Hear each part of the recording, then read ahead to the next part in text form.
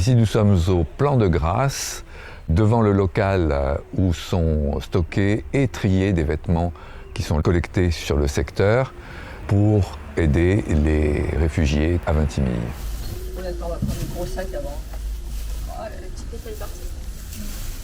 Il y a des bénévoles, une équipe qui trie 2 fois par semaine des vêtements qui sont apportés d'un peu partout et les classe par type de vêtements, taille et hommes, femmes, enfants. Oui, j'ai été à la retraite, je cherchais les activités dans le bénévolat et ma voisine Fabienne, qui est hôtesse d'air avec Air France, en période de Covid, il n'y avait pas beaucoup de vols, elle m'a parlé de cette organisation-là. Elle a proposé que je vienne. Ça fait 3 ans maintenant que je viens.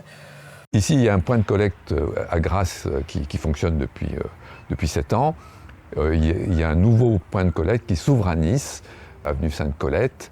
Il y a un appel qui est fait pour que toute personne ayant des vêtements à donner puisse les apporter à Nice.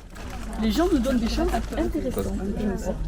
Moi, ce qui m'a touchée depuis, j'avais participé aussi à la préparation de repas pour Vintimille, c'est que vraiment dans notre monde, les plus petits d'entre les miens, c'est les migrants. Les plus petits que Jésus nous demande d'aider, que Dieu veut, c'est les migrants. Donc voilà, ça coule de source.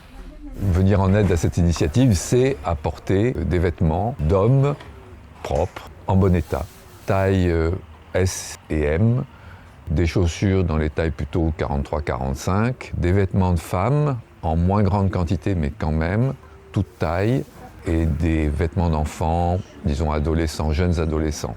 On collecte aussi des produits d'hygiène quand ça se présente. Au début, nous, on a commencé, il n'y avait que des migrants hommes et des jeunes.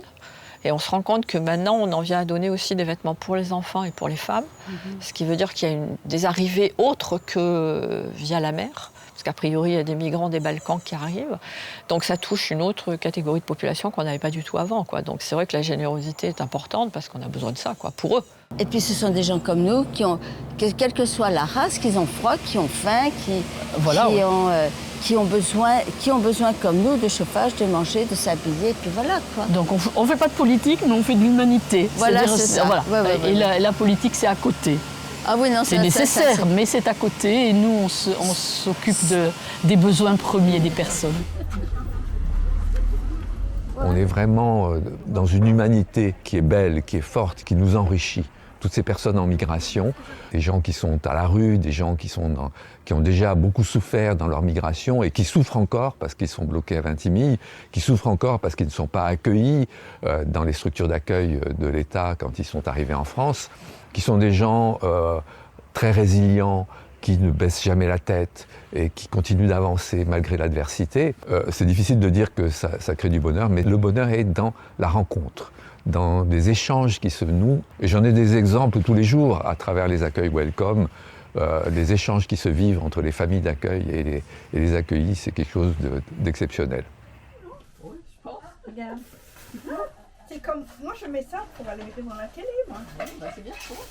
C'est une combinaison. Ah ouais.